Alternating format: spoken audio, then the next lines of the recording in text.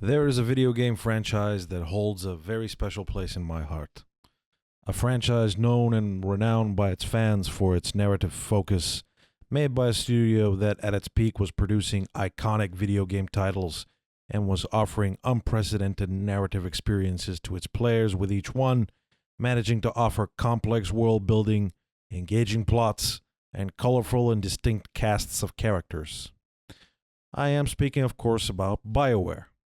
The BioWare legendary legacy rests on the shoulders of two marquee names, one of which is, of course, Mass Effect, which to this day, despite later flops in the franchise's history, retains a status of masterfully crafted sci fi which rivals anything brought in a book or film format, standing as absolute proof video games can be on par with or even exceed traditional mediums in narrative execution. Mass Effect is truly, at least to my mind, an all-time classic. The second marquee franchise is, of course, Dragon Age. Instead of taking you on an exciting journey through the stars, Dragon Age instead chooses to immerse you into a dark fantasy adventure, and me, being more of a fantasy fan, could not help but be pulled in deeply and immersed by what Dragon Age had to offer. My love for Dragon Age is deeply rooted in my childhood experience when, at the tender age of 15, I picked up the first game in the series, Dragon Age Origins. Having already played through Mass Effect 1 and 2 and loving every second of it, I decided to give this fantasy epic a try and very quickly fell completely and hopelessly in love. Mass Effect had blown me away with its revolutionary concept of offering narrative choice to the player, allowing you to truly step into the shoes of the game's protagonist and truly make the story of the game, and by extension said protagonist, truly your own. This offered a level of in-game immersion that I had not previously experienced ever, and I quickly found myself feeling not like a spectator witnessing a plot unfold through the lens of a game, but like I was Commander Shepard himself, and that the fate of the galaxy was resting on my shoulders. Every choice I made was impactful and hit home. I found myself pondering the moral and practical repercussions of each decision the game was calling on me to make, and I truly felt the dramatic stakes of the story as it unfolded, making me even more invested. Mass Effect was truly a breathtaking experience in that regard, but more so, it had so much to offer beyond to enrich the experience even further. The world building was detailed and original. It managed to convey deep themes through truly creative sci-fi concepts and offered interesting and layered characters that I could interact with in a personalized way, building personal connections with each one. All of this served to craft a truly immersive narrative experience I could never forget. So, when I decided to give Dragon Age a try, the game already had a lot to match up to, and to my joy, I not only found myself enjoying it as much as Mass Effect, but I ended up loving it even more. What Mass Effect had pulled off, Dragon Age had to offer in spades. The same level of narrative immersion, a creative and original take, this time a fantasy setting, and a similarly interesting and diverse cast of characters. I found myself passing hour after hour in the game, avidly consuming the story as it unfolded, excited to see where the plot would take me next. Coming home from school to play Origins to dive back into that world became a highlight of my days. In a similar fashion to Mass Effect, the game managed to build personal stakes, again utilizing the game's approach of granting player autonomy and influence over the story through dialogue and decision making, by allowing the player to develop unique and personal relationships with different characters. The fight against the Darkspawn very quickly became my fight, my personal mission, a fight I had to succeed in. The fate of Ferelden depended on it. The characters became my friends, my team, standing by me every step of the way towards the terrible confrontation with the Darkspawn and the Archdemon that would inevitably come. And once it did, once the fate of Ferelden was decided in one faithful battle at Denerim, where the Blight was stopped, I felt so gratified. The whole thing really felt like I was taken on an interesting and exciting journey and was given a satisfying conclusion. Playing through the game felt so rewarding that I remember once I finally finished the game, savoring every moment of the in-game epilogue like a wonderfully delicious meal. Dragon Age Origins truly earned the special place it occupies in my heart. I consider it a modern-day masterpiece of fantasy storytelling, not being held back but in fact enriched by the fact that it's a video game. The story squares up to and is comparable to some of the marquee names in modern fantasy, and I will adamantly stand by that assertion. Seeing as how much I loved and still to this day appreciate Origins, you can only imagine my excitement at the announcement of the later sequels. The opportunity to go back to Thedas and experience more masterful storytelling was something I was practically chomping at the bit to do. When Dragon Age 2 came out and deservingly caught some criticism, I was not deterred. Sure, Dragon Age 2 wasn't as good as Origins, but I still found it enjoyable enough of an experience to satisfy my Dragon Age passions. A more limited setting and a more contained story combined with some gameplay limitations did not soil what ended up being a fun and still rewarding enough of an experience, which made DA2 acceptable to my mind. But where Dragon Age 2 truly caught my attention was in its promises for something bigger and grander overall. The story of DA2 managed to set up what was promised and was shaping up to be an even more of a grand and all-encompassing conflict. Through highlighting the tensions between mages and Templars, decisions that came to a head in an intense way at the end of the game, we were promised an exploration of this massive conflict that was set to shake the foundations of Thedas in future games, and I was thoroughly intrigued and excited. More so, framing the whole plot through the narrative device of it being Varric's recollection of events, whilst being interrogated by the looming and mysterious figure of Cassandra, contributed to this feeling that DA2 was just a necessary stepping stone, leading towards something much more significant to come in the future. When the story finally came to a head and we got the revelation that Cassandra was working for this larger organization whose goals and purposes were unknown to us, and that Liliana was also working with her, implying that things are even more complex than they initially appeared to be, you are left wondering and anticipating, what was the whole purpose of this? Who are these people and what are they after? What was the point of this interrogation, and what was so important that it necessitated this detailed inquiry on part of Cassandra? How did this all relate to the Mage-Templar conflict that had blown out of proportion? What was the story here alluding to? I really felt like we were being set up for something grand and amazing. And this finally brings me to the game which is the focal point of today's video, the third installment of the series, Inquisition. When the first teases and tidbits started to come out about Inquisition, I was enthralled. The game seemed set up to be the biggest yet in the series in terms of scale and execution, and it promised to bring all of the setup laid out in DA2 to fruition. So when the game came out, I sat there with bated breath, having pre-ordered it, waiting for my copy, and when I finally managed to get my hands on the game and booted it up, greeted by that amazing title screen showing the mages and the Templars marching in two parallel lines to the sound of the wonderfully epic theme music, I was thoroughly excited to be taken on another complex, interesting, and rewarding journey, something that would capture my imagination and blow me away like Origins had. And therein lies the crux of what this video is about. To my chagrin, despite having its peak moments of brilliance, Inquisition ended up being underwhelming. Now, I have had years to sit back and stew on this experience and to mull over my thoughts and feelings about the game, and while I initially was more forgiving towards it, with time I have become more adamant in my critical attitude. In the beginning, I was more accepting, attributing my disappointment to my admittedly high expectations. Having such a sentimental connections to Origins, I had thought that some disappointment was inevitable. When having such a personal bias to a game, it only stands to reason that anything new could never compare. I was convinced that I was looking at Inquisition through the lens of expectations for it to compare to a childhood favorite, and that wasn't objective and fair.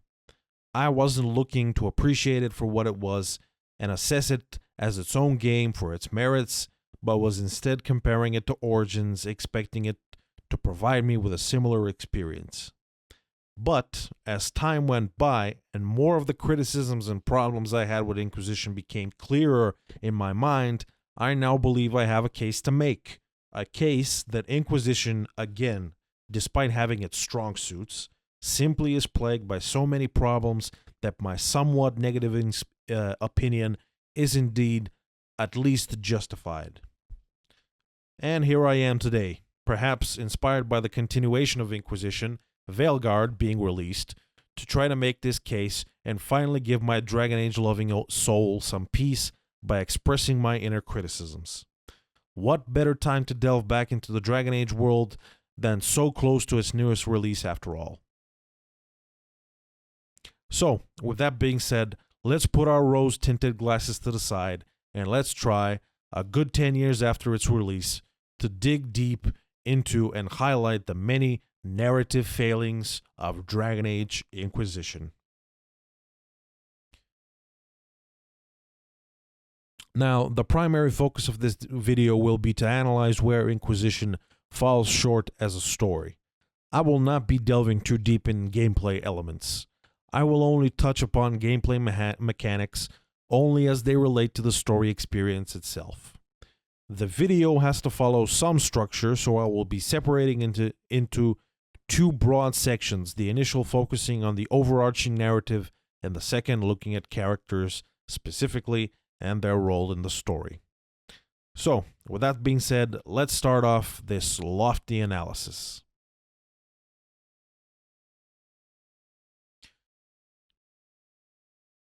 As soon as you kick off the game, you're greeted with a gigantic explosion, seeing Templar shields be thrown in the wind. Right after, you are called upon to create your character, and then you run up a mountain towards an ethereal ghost, and the game doesn't really give you any sort of a contextual explanation, instead choosing to immerse you in the mystery of what is unfolding. The next thing you know, you're in a jail cell, and you get your first introduction to the returning characters when Leliana and Cassandra barge in to berate and interrogate you. You'll quickly learn what happened, that the entire conclave has been destroyed after the eruption in flames, and that many people have perished, including the one and only Divine. You are then tasked in the tutorial mission to try to help the situation because you have protagonist privilege, and you are quickly identified as possessing a mysterious MacGuffin that, based on a hunch on Cassandra's part, might be able to help the situation in some way.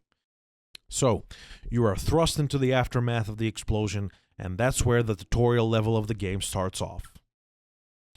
Right off the bat, you can sense my general dissatisfaction with the way the game chooses to unveil its narrative.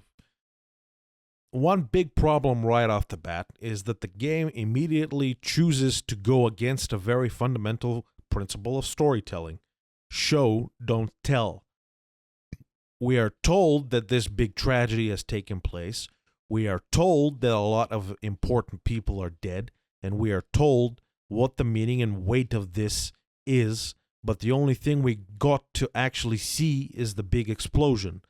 We don't get me wrong, having this creative transition from the loading screen into the explosion, which literally kicks off the game with a bang, is original and creative and has a certain cool factor to it, and it's probably why the devs choose to start off things off in this manner. But the problem is the game chooses short-term, superficial impact over properly setting up dramatic stakes, which in turn diminishes the impact of long-term narrative payoff. We don't have any hook connecting us to the Conclave or any of the people there. We are never shown why the Conclave itself was so important and what the significance of this gathering was in the context of the greater Mage Templar War. As a result, even though the events later on are objectively tragic, they're not accompanied with any actual emotional weight. We are told something important took place and something bad happened, But we, as a player, as a protagonist, are not giving any personal reason to care about what happened because we are never shown any of these people. We never got to meet any of them, and the importance of the event and context was never highlighted to us through clever narrative mechanisms. So the whole thing ends up falling a bit flat. To draw a comparison to Origins, think about how the game doesn't just drop you in right in the middle of the Blight and then hammer you over the head with the dramatic stakes of the conflict, telling you right off the bat that the entire fate of the world is at stake, expecting you to just run with it. No. The game instead takes time to first endear you to your own character through the various origin stories, choosing to instead slowly immerse the player into the world, and then takes its time to lead you up, set you up, and then unfold the events at Ostagar, which is when the overall story of that game kicks off. This helps the player develop a connection to his player character because you go through an experience where you get to interact and meet various other characters with who the player character has a personal connection to, and then takes you through more of a self-contained story with easily defined personal stakes. By the end of it, you're already invested into your player character because you have already been on a personal journey with them, and you can draw upon your own personal motivation to push the plot along. Then you end up at Ostagar, where you get to meet the king, you get to meet Loghain, you get to see the Ferelden army in its preparation before the inevitable clash with the Darkspawn horde. You get to feel the apprehension in the air through your interactions with all the various other characters you get to interact with in the camp. And then you actually get to see the terrifying power of the Darkspawn. You see the bloody and brutal end of King Cailan and the tragic last stand of Duncan. The whole sequence serves to convey the dramatic stakes of the story a lot more effectively. You get to experience the tragic demise of these characters, who you have actually met, and that's a lot more impactful. You got to interact with some of the soldiers and various characters in the Ferelden camp, so the tragedy of the event is a lot more effectively felt by the player because they're not just a nameless, faceless mass of people. And the Darkspawn, the main villains of the story, come off as much more of a threat because you got to see their brutality and power firsthand. Same can be said about Loghain. You got to see the results of his treachery through the death of Duncan, Cailan, and the Ferelden soldiers, which makes him much more effective of a villain in the long run. Granted, it's not like Duncan or Cailan were deep or complex characters that received a lot of attention or development. It's not like we got to spend a whole lot of time in the camp, but we at least got to see and experience a lot of necessary context that more effectively conveyed the weights of the events that unfolded. Contrast that with Inquisition, where we are just told that something very bad and tragic happened to a lot of nameless, faceless people off screen, and we are expected to somehow care. Imagine a scenario in which instead of the bombastic opening we got in Inquisition, we were instead invited to experience and immerse ourselves into the setting in a slower fashion, instead having an introductory tutorial level at the Conclave itself. Imagine getting to meet some of these dignified persons, some of these mages and some of these Templars that were on site. Imagine hearing and getting their side of the story conveyed to us through dialogue, the importance of the event from the perspective of both parties. Imagine being introduced to characters who we actually get to meet and interact with, and learning about their hopes and struggles prior to this event that would later take place. This would be a very effective mechanism to convey the significance of the event itself and to understand what is at stake. A mage character could talk to you about all the suffering and all the loss that this dangerous civil war has wrought. A Templar could talk to you about how the dangers and the threats of this war were getting out of hand. He can explain to you the very human cost of it all by talking about losing some of his brothers in arms, for example. Or Legion and Ferelden dignitaries present could speak on how this conclave and the Divine organizing it are a last-ditch attempt to find a peaceful resolution to this conflict, preventing further descent into chaos. Apart from helping to immerse you in the world, convey stakes, and give you necessary context, this would also help you put human faces to the nameless mass that perish in the explosion later on. As a result, when the conclave is destroyed, the significance of it will hit a lot harder because of our prior investment in the story and the setting.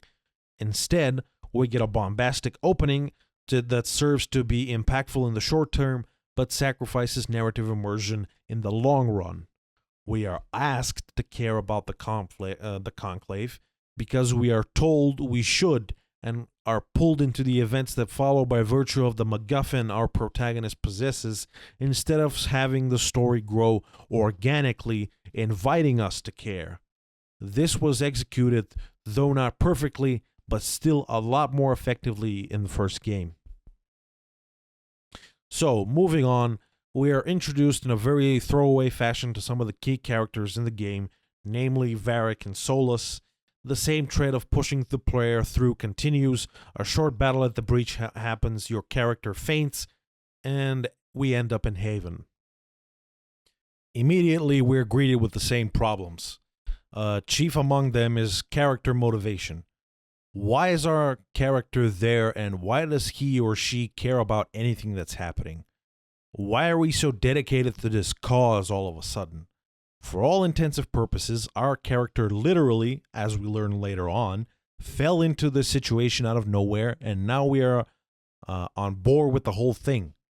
The answer I can gauge is that this is a video game and the plot needs to happen. I guess you can say that that motivation is for all the players to infer to into his individual character, but to me that's just an excuse for lazy storytelling, really. More so, why is everybody, Leliana, Cullen, Josephine, Cassandra, all on board with you, not only being there, for all intensive purposes, a stranger that literally fell out of the Fade, but not only that, they trust you off the get-go with important key to the success of the Inquisition missions. Where does that trust come from? The only real reason we are given is that you possess a MacGuffin that can influence the breach, and they are all operating off an assumption that this MacGuffin is an important element and that it can indeed help. But that seems like a very flimsy motivation to accept someone into your inner circle, into the inner circle that's responsible for the operation of this entire organization and seeing the Divine's last will carried out. So based on all these abrupt developments, we somehow find ourselves as trusted agents of the Inquisition, and we start going on missions. For the most part, this following section of the game, leading up to the Haven battle, I have the least amounts of problems with. That doesn't mean, however, that this sequence is not ripe with its own failings. The primary one that I can identify is the way the resolution to the Mage-Templar conflict is handled. The quests themselves, the Mage quests and the Hinterlands and the Templar quest, are intricately crafted and are unique story experiences, bringing creative concepts never explored before in the setting, and playing through them was exciting and fun. I have a problem with the entire war being resolved so quickly, though, and abruptly through the resolution of one sole isolated quest, never to pose an issue or a problem in the wider setting after. The entire plot of DA2 was to set up this conflict. A lot of attention was given to developing the tensions that exist at the heart of this system where Templars would lord over mages, and the player was asked to ponder these moral implications from the perspective of both sides. The mages had a point in being often very unfairly treated and repressed. The Templars had a point so far as mages can be extremely powerful and dangerous, and some control over them was warranted. This political conflict that erupted in mass bloodshed after the massive provocation Anders' act of terrorism spurred on served as the backdrop of the culmination of that game. Both Orsino and Meredith were treated as the penultimate villains of the game, and the aftermath of what happens at Kirkwall at the end of DA2 was the impetus that led up to and set up Inquisition. The Mage-Templar War was the reason why the Conclave itself took place and served as the backdrop to the tense atmosphere that colored the beginning of Inquisition, with the conflict being framed as something that, if blown further out of proportion, could literally tear Thedas apart. And for all of that to be abruptly and neatly wrapped up and resolved with a neat little bow after the completion of one quest in the very beginning of the game is simply anticlimactic. The themes and wider implications of the war are brushed aside and never brought up again, and that is a very significant narrative failing considering the time and attention that was attributed to this conflict in earlier games and the fact that it serves as the impetus for the plot of Inquisition to kick off to begin with. The underpinning themes and moral quandaries are never evoked in a significant way through the duration of Inquisition past the resolution of the Mage Templar quests. The players never really asked to ponder these moral quandaries again in any significant depth, and the whole resolution basically comes down to a simple matter of preference. Who do you like more, and who do you choose to pursue?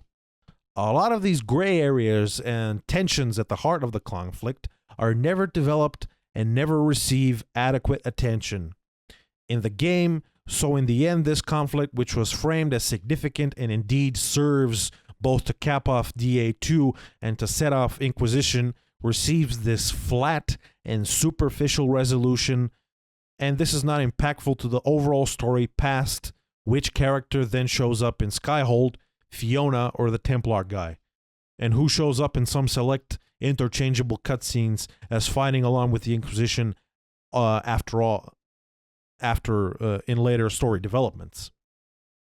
I am simply aghast to this day at how underwhelmingly this plotline was wrapped up.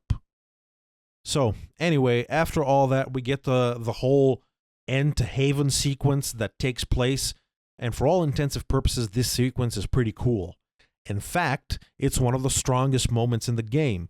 The Inquisition being attacked in the Den of Night in this insidious ambush and them being scattered to the wind does a good job of framing the dramatic stakes. You do really feel that this threat is overwhelming and quite dangerous. The Corypheus reveal is epic and exciting. By the end of it, you do feel the despair of our main characters in having been defeated, only to then experience this surge of hope when the scattered forces of the Inquisition sing the Chantry hymn together as sort of a rallying point. It's probably the most impactful and tasteful moment in the game, and is certainly memorable. The whole sequence very effectively serves to set up and be a springboard for the development of the later, wider story. By the end of it, you do feel like you are invested. The threat of Corypheus is effectively conveyed, and you really do feel like something is at stake, that if we are to succeed, we would prevent something disastrous. This sequence is truly the standout in the game, masterfully crafted and executed. However, the problems with the game and how it handles story only intensify and deepen as the plot progresses. And here is where I have to actually mention and bring in specific gameplay mechanics that serve to the detriment of the story and the narrative experience. The very ill-advised decision to structure the game as a pseudo-open world, I mean specifically. After Haven, which probably, like I said, is for the most part, in most people's minds, the best moment in the entire game, it effectively spurs on the next stage of the story. This gameplay mechanic comes into full play with multiple vast regions all of a sudden opening up to the player to explore. What we are greeted with are these vast landscapes to traverse, but the problem is that these vast landscapes are largely empty. They are chock full with useless fetch quests, and when you do occasionally get a side quest that is supposed to relate to the activities of the Inquisition and the wider war, this connection is very indirect, and you never really feel like anything you do actually matters to this wider conflict that the main narrative of the story is based on. This contributes to a very disjointed experience where you are constantly told the Inquisition is growing in prominence, and the vast war efforts are continuing and are progressing, but you never get to see or actually experience this through your own adventures.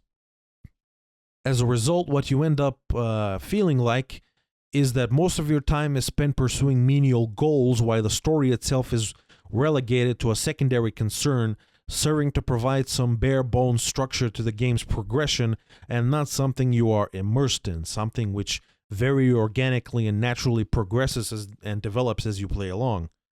As a result, when you actually do decide to go back to the main story, you'll feel like all of these hours put in prior that separate the different main quest segments are just empty filler, and this further serves to diminish the story experience because every time you get yourself back on track, so much time has passed while you've been playing in the open world that it's like the story was put on hold so far and nothing has happened to actually progress it forward in between. You almost feel like you're a player that the rest of the characters around you have forgotten what this fight was actually about, what the main goal and the main point of this whole enterprise has been, instead busying themselves with throwaway quests and collecting shards. This severely diminishes narrative immersion and serves to undermine the dramatic stakes when the story does kick off, because you feel like nothing has led up to it and the wider story doesn't really matter based on what you've been doing in the game in between. The main story is instead relegated to a more of a secondary position in terms of significance, with the bulk of the gameplay experience being the exploration of these vast areas to complete quests that don't relate back to the main story and busying yourself with finding and procuring collectibles. And the situation is by no way improved through the war table mechanic, because once again the game chooses to tell you and not show you or have you experience what is actually happening. Through endless text missions on the war table game, the game tries to convey to you that important things are happening all over the place and that the Inquisition is active, poking fingers in every available pie, but having to read through these countless letters and texts, explanations is never going to be as effective as having the player actually be involved in this effort directly and seeing firsthand the growth and expansion of the Inquisition's influence as repercussions of his direct actions and choices, shaping the world around him and stirring along the narrative progression. This is where the actual open world should have stepped in to provide this very necessary avenue for player proactivity. But the open world instead feels devoid of any significant story-relevant activities and quests for you to undertake. Compare this to how the open world mechanic has been executed in other games. A prime example would be The Witcher 3, where every seemingly insignificant side quest can naturally grow and develop into an intriguing little story and play out like an actual adventure. The world, as a result, feels responsive to the player's input, the player's choices, and therefore really helps to heighten the sense of immersion. This type of interactive storytelling is sorely missing from Inquisition, and the way the open world mechanic is structured, and by extension the war table mechanic, they instead serve to the detriment of not only the gameplay but the narrative experience as well. But peppered in this whole vast open world are these clusters of storytelling, and they are really deserving of a highlight and a deep dive, each one separately. There are plenty of narrative failings to discuss. Let's focus on the first in order and talk about Orlais for a bit. The world building and lore of this and other Dragon Age games paints a very enticing and intriguing picture of the nature and complexity of Orlais. The intricate political games as a manifestation of a very distinct culture have been alluded to as far back as Origins, and a good thing about Inquisition is that it does put in effort to further develop the foundation implanted by building up and fleshing out this distinct culture by paying attention to world building. The Orlesians are giving a distinct character. A lot of attention is paid to their different clothes, different quirky cultural specifics like the wearing of masks, all serving to give them a distinct character that separates them from different cultures or different countries we saw in previous games.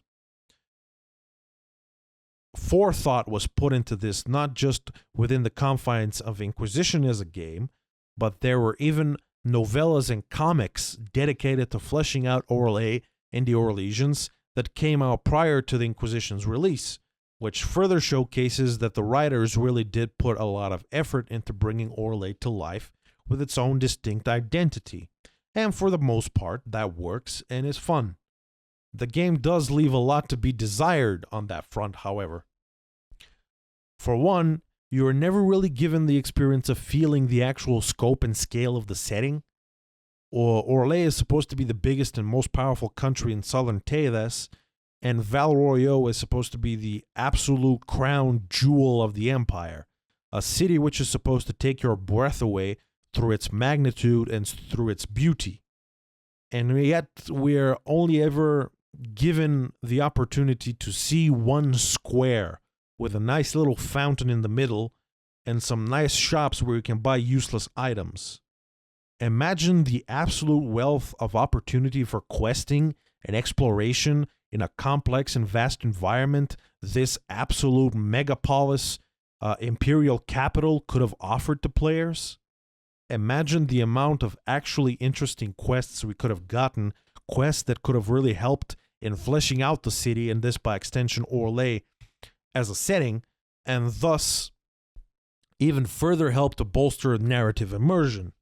Instead, we get something that, compared to what Val Royeaux is in lore, and again, what we have been constantly told it is since Game 1, pales in comparison and is just a little isolated, boring environment you get tired of pretty quickly as soon as you get to visit it. A small little square where nothing ever happens and there is nothing to do. Denerim and Kirkwall end up feeling like much more interesting places. I mean, remember the amount of actual exploration you got to immerse yourself in Denerim, visiting the different sections, the Alienage, Forge Draken. Remember how this really helped to serve to flesh out the lore and immerse you in the world? Yeah, all of that is missing. And Val Royeaux is supposed to be a magnificent and vast location in comparison, putting Denerim and Kirkwall to shame with its beauty. But we never actually get to experience its splendor. We once again get told about it over and over again, but are never shown it. And further contributing to this lack of immersion is the way the Orlesian quest is actually structured. Remember how prior to the Landsmeet and Origins we had to go on various quests under the behest and instruction of Arl Eamon, and how we actively took part and influenced the various political intrigues of the situation in order to secure a favorable outcome in the actual Landsmeet? Remember how exploring the city, which felt like an interesting and fleshed out place, to do that really contributed to narrative immersion? Like, I actually felt like a player in this complex political game, exploring and taking an active role in trying to outmaneuver Loghain. I actually felt immersed in the setting and in the political system of Ferelden, and that made the end resolution that eventually came feel like it was earned, like the outcome of the Landsmeet was directly intertwined with my activities in the city, talking to the different bands and trying to secure their support. In the end, I felt like an active participant in this political game. And that was Ferelden, a place where the political system in the political game is supposed to be a lot more simple and straightforward, and the complex and vast complexities of the Orlesian political game are supposed to be a lot bigger and a lot more, well, complex in comparison. I mean, playing political games is supposed to be such a main staple of Orlesian culture, so much so that it even becomes a bit of a meme, source of humor of how much exactly Orlesians like to lie, scheme, manipulate, and maneuver politically. This setting should have been rich and ripe for a variety of engaging experiences that could have really served to make us players feel involved in this complex and grand political game, and would have really helped in us feeling like we were actively participating and contributing to this continuous growth and expansion of the Inquisition's influence in the Orlesian court. More so, look at the characters we were given that we were supposed to like interact with and that were supposed to help pad out this setting and make it even more intriguing and engaging. Briala and Celine have their own personal story, full of love and betrayal. They both love each other, but have their distinct motivations and visions on how Orlais should be governed and what changes need to take place in the Empire. Briala is motivated by the plight of her fellow elves and believes that change must come to the Empire, while Celine is concerned with maintaining a fragile political balance and keeping the Empire stable at all costs, especially with Gaspard looming in the distance as a potential threat to her place on the throne. So, despite their love, they find themselves on opposite sides having to struggle against each other. And that is, by all means, interesting and engaging as a setting. Gaspard himself is also a complex character with his own more militaristic and expansionist vision of how Orlais should be ran, being more of a traditionalist, aiming and believing that he is the main man to make Orlais great again, viewing Celine as too weak to rule. So much effort was put in by the writers to provide us with a truly interesting and engaging setting. The lore and the world building really sets up something that could have been an interesting experience and a satisfying resolution. But instead of the vast and wonderful Val Royeaux, we were given this small little area to explore. The game doesn't take advantage of the lore to give us an interesting setting. It baffles me that so much time and resource was dedicated to constructing vast open desert areas or boring forests, all sorts of landscapes for us to explore. They gave us repetitive dragon fights to experience in playthrough. They gave us zillions of shards to collect, with even a dedicated map with a vault that once you open it gives you an underwhelming reward, but didn't dedicate all of this expanded resource to actually fleshing out and developing the Orlesian setting, making Val Royeaux an adequate representation of what Orlais is supposed to be. How truly underwhelming and disappointing, truly. Further on, it's not like the Orlais quest makes a use of this ripe setting to give us a complex and rewarding experience. Instead of being proactive agents in the political game like we did in Denerim, we are relegated to being spectators, essentially, in this whole complex political dance. Celine, Brial, and Gaspard only show up, and we don't get to even interact with them that much. We don't get to talk to them and learn about their complex motivations and how they intertwine in this complex political dance. The game instead chooses to have us go through some action-packed plot line where one random character we never even knew existed before goes full balls out in a ridiculous attempt to assassinate the Empress, all capped off with a cool chase sequence and a cool flashy fight. In the end, everything is resolved with a neat little bow in the span of one sequence with no build-up and no actual auxiliary effort on our part prior. We somehow get to choose who rules Orlais in one fell swoop, resolving a multi-layered complex political crisis in a nice and succinct way. And the whole thing comes off as being unearned. Think about all the effort we had to put into undermine and oust Logain, all the actual political maneuvering we had to do prior to the resolution of that main plotline. We get none of that here. Instead, again, thanks to protagonist privilege, just because we got to foil an assassination plot, we're given out of nowhere this immense political power in having a say over who actually gets to rule one of the biggest empires in the world. Unearned is an understatement. We never got to interact with and build relationships with any of these big main players in the game, and actually, we were never given necessary context to their different complex motivations, allowing us to pick a side in an informed manner. We were never given setbacks, having to outmaneuver and outplay the opposing forces of whichever side we choose. We were never given any comparable build-up to the event, making us feel like we contributed to the resolution of this political crisis through our efforts like in Origins. Hell, we never even got missions from the war table aimed at manipulating and influencing this political situation and this quest line, which would have been at least some effort put in to pad out this whole thing with necessary context and world building and offer something resembling to build up to the event through player involvement. Instead, this complex political knot deciding the fate of the most powerful nation in southern Tathus, an empire, was resolved with one quest, one chase sequence, one cool fight, and one conversation where the Inquisitor gets to just pick who he likes to rule once again because he is the protagonist and just has that privilege. The whole thing just ends up coming off as underwhelming and once again highlights some common issues identified throughout the course of this analysis.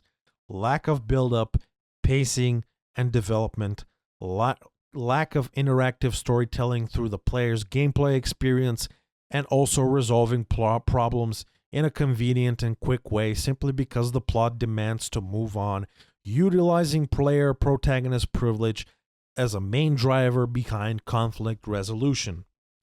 These trends have been followed through the experience of the story so far, with the roots stemming from the very beginning of the game, and the further story unfolded, and the further story unfortunately does not do anything to change this, but instead follows suit. Moving on, after the Orlesian plotline, we have the Grey Warden plotline to focus on. Right off the bat, let me get something of a personal opinion piece out of the way. Not that this analysis so far hasn't been exactly that, but at least it tries to imitate some level of objectivity. To put it simply, the Grey Wardens didn't need to be in this one. We don't need the Wardens to be linked into a plotline that never really demanded their presence. Not every Dragon Age game has to touch upon the Wardens simply because they are the core of Origins and are seen as iconic by the fanbase. I know that must sound weird coming from an Origins fan, but the thing about Inquisition is that it felt like it came with the pretense of moving the franchise away from Origins, instead bringing forth its own identity and serving to expand the world through its setting and narrative. We are given free range to explore beyond Ferelden, and the core politics of Ferelden are not really a significant focus of this game. We focus a lot more on Orlais, the Chantry, the themes of the Mages and the Templars, and I for one welcome that.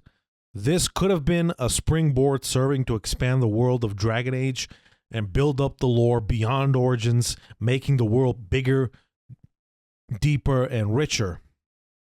This is further compounded by the fact that Inquisition chooses to step away, not including the hero Ferelden, who is synonymous with the Wardens as a character, an intentional choice the franchise has been making ever since Dragon Age 2. The game instead brings you a new protagonist with their own adventures, and that needs to have its own identity to be successful, and that's fine as a choice. But for some reason in this already stacked game, where we have the Mage-Templar War, and the tensions this causes in the Chantry as a backdrop, and the complex and convoluted Orlesian plotline knot as a focal point, instead of devoting more time and attention to these topics and themes, and developing them into a deeper, richer experience, the story chooses to introduce the Wardens to the plot, through some convoluted, out-of-left-field plotline about them raising a demon army or something to take out the archdemons.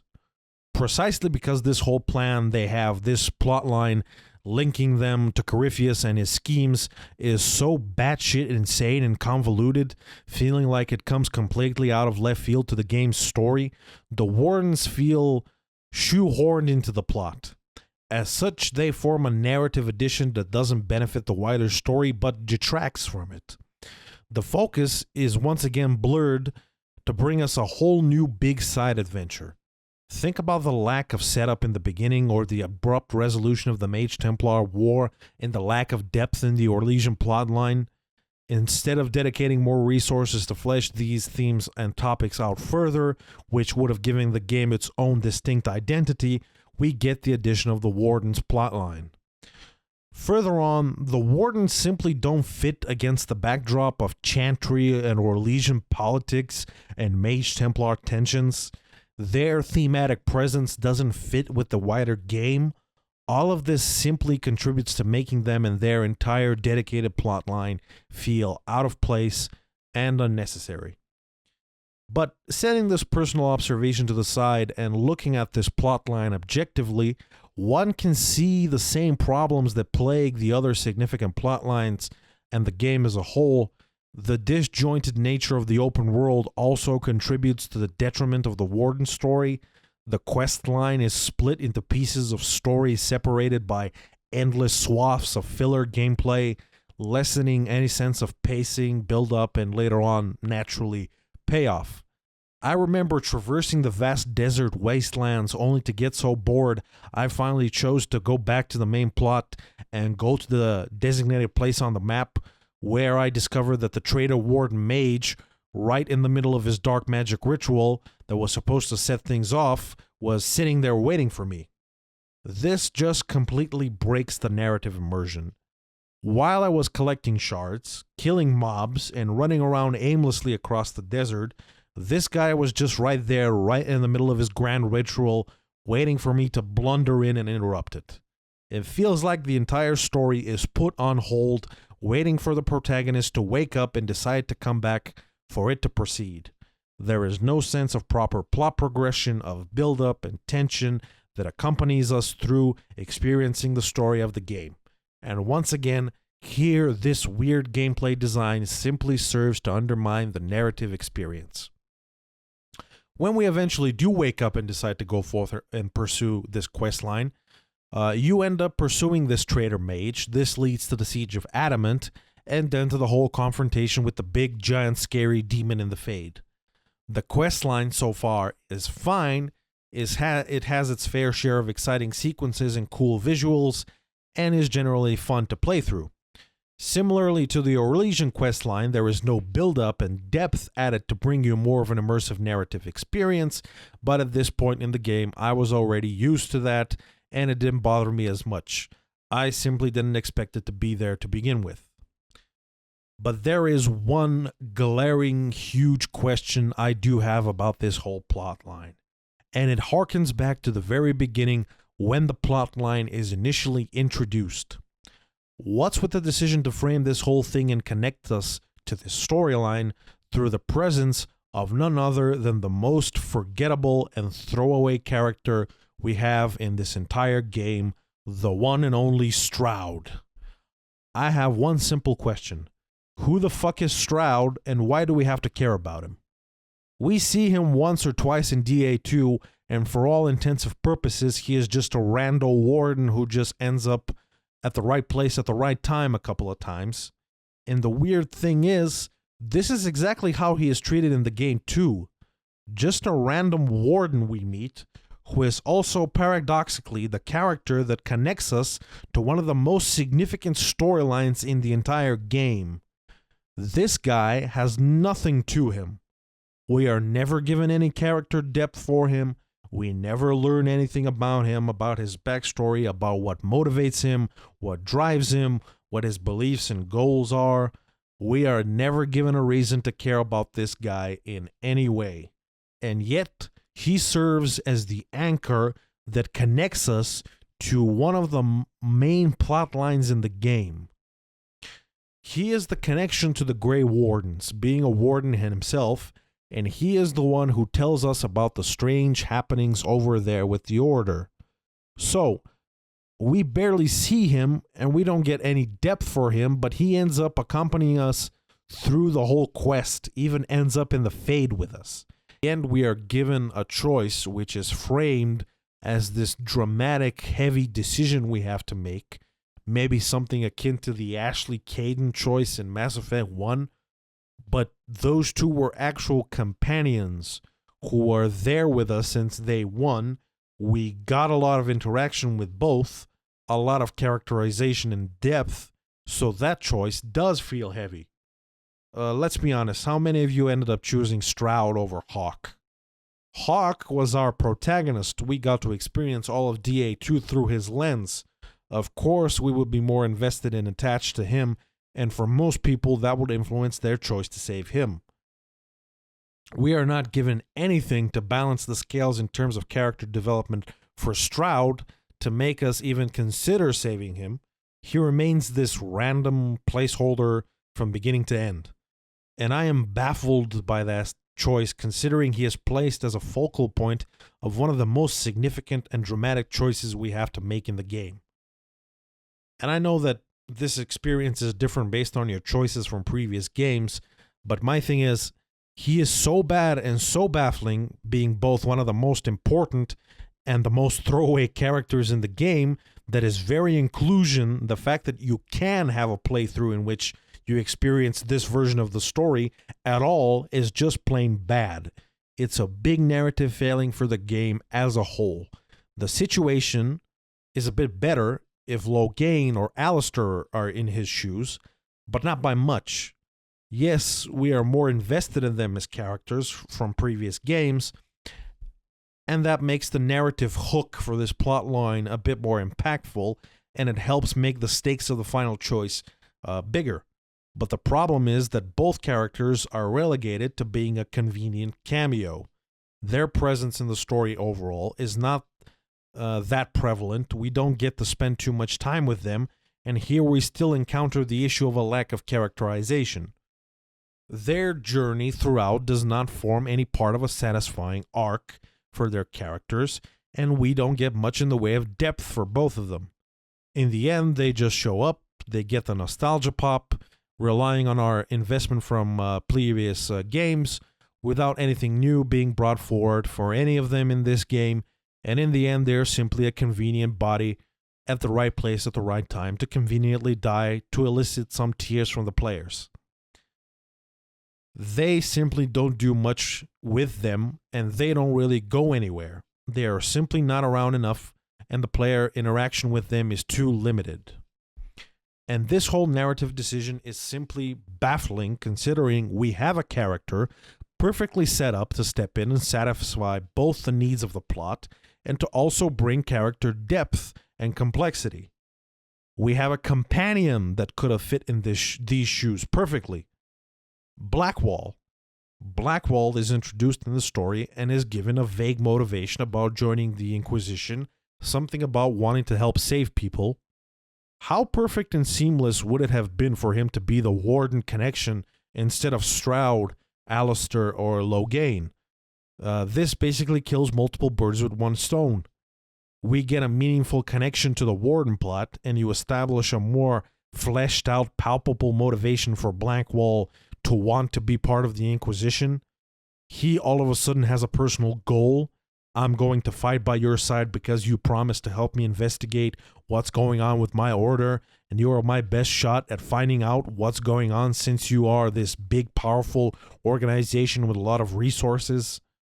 Now, all of a sudden, he has personal motivation to be with the Inquisition, which makes him just a better character. And since he is a companion, we have plenty of opportunity to spend time with him, get to know him, learn about him, and develop a personal connection with him. His presence as a companion means that he is a constant throughout the game, giving you plenty of opportunity to develop his character and add much needed depth. And it just makes so much more sense to have one of your actual companions serve as the narrative connection to this plotline rather than having a throwaway placeholder or some meaningless cameo. This would have given the game the opportunity to put this specific focus and highlight on a companion, making this his story, making his presence in the game a lot more significant and impactful, fleshing out and highlighting an actual companion and giving him much needed depth and character development should be a primary goal story-wise for this game anyway, not just for Blackwall, but for any and all companions. These are basically the main characters of this given story, and they should get the spotlight and much needed development. Instead of relying on our previous investment for certain characters from previous games, here's an idea. Make us care about the characters from this game. Make us care about this game's story and narrative focus. This would have gone a long way in helping the game have its own identity as well. So, why not have Blackwall step into Stroud's shoes? This seems like a colossal missed opportunity narrative-wise, and it negatively impacts the Warden plot, the overall story, and the individual companion's story as well. I know there is one big problem here, and that is that Blackwall is not a warden, he's a fake warden. Well, there is a simple solution to this problem. Just scrap this silly idea and have him be an actual warden. The crazy thing is, you could have still done the same thing with him. He still could have been the same character with the same reveal of being Tom Rainier, who betrayed his men and has been living with the guilt of his actions ever since. Only that reveal could have been a lot more impactful. Imagine having to choose between Hawk and Blackwall in the Fate. On the one hand, you have your former protagonists, someone you spend an entire game with. On the other hand, you have a companion, someone who has been with you since day one, fighting with you every step of the way in this game. Think about how much more significant and difficult that choice would have been. What is more, this very companion, his personal motivation to join you was to help his order, an order to which he is fiercely loyal to. Imagine choosing him and he ends up sacrificing himself for the Wardens. How much more of a poetic end would that have been? And then imagine instead you choose to save him, and you then later find out that this man has his own demons from his past that come back to haunt him. Imagine you learn about his past treachery. Imagine you learn about his guilt, and you find out that the reason why he joined the Grey Wardens and why he was so fiercely loyal to them was that he saw them as his only chance of personal redemption, his only chance to regain his honor. Imagine also the amount of guilt and self-loathing he would feel, not only carrying the weight of the men he once betrayed, but also being robbed of his chance for an honorable death in the name of the Wardens, only for one of Thedas's greatest heroes to die in his stead. How much more impactful the story of Blackwall would have been if this was how things actually played out. Instead, the game chooses to have this sudden revelation of him lying about being a warden, choosing to instead go for superficial cheap shock value rather than slow-paced, properly built-up storytelling and character development. It's simply such an unnecessary twist, having Blackwall lie about being a warden. It adds nothing to his character, whilst him being a warden and still carrying this tragic backstory makes him a better, richer character. And here we see another trend common to this game, choosing cheap shock and fast superficial impact over deeper, quality storytelling. It was the same with the explosion that caps off the beginning of the game, and here we see something similar. A cheaper, superficial reveal that works in the short term to shock us, but that ultimately serves rather to the detriment of the character in it. Something that serves to illustrate an overall criticism about the game. Choosing big moments over having a more consistent and concentrated focus on quality storytelling. And that's all I have to say about the Warden plotline and its many failings. Now, we have to move on and concentrate on the latter part of the game, leading to its conclusion, the part where the game all of a sudden becomes about ancient elven magic. It's not about mages and Templars, it's not about tensions in the Chantry, and it's not about complex Orlesian politics. No, we already resolved these abruptly and moved on. Now, all of a sudden, in the later part of the game, we get a shift in focus, an expansion of the mythology to ancient elven magic. It all feels like it comes out of the blue, even though from the perspective of the mythology itself, the revelations we get and the connections that are drawn are pretty significant. We learn about the origins of the anchor and how it's an ancient elven artifact. We get some gaps in the story filled out, and that was a necessary thing. We learn a bit more about Corypheus, his plans, and where he came from, which was a much necessary addition considering that for the most part, the game so far, after Haven, he has been an absolutely non-presence, which is something that I will delve further into later on. And all of this padding was a necessary addition. I just wish the game did a better job setting all of this up and alluding to it throughout its duration. I feel like the character of Solas was a missed opportunity as someone who could have been used to introduce this as a main theme from the very beginning, and them having it be paid off and fleshed out later on. But I'll discuss some of the narrative failings related to him as a character later on when we discuss individual characters in the very ending of the game.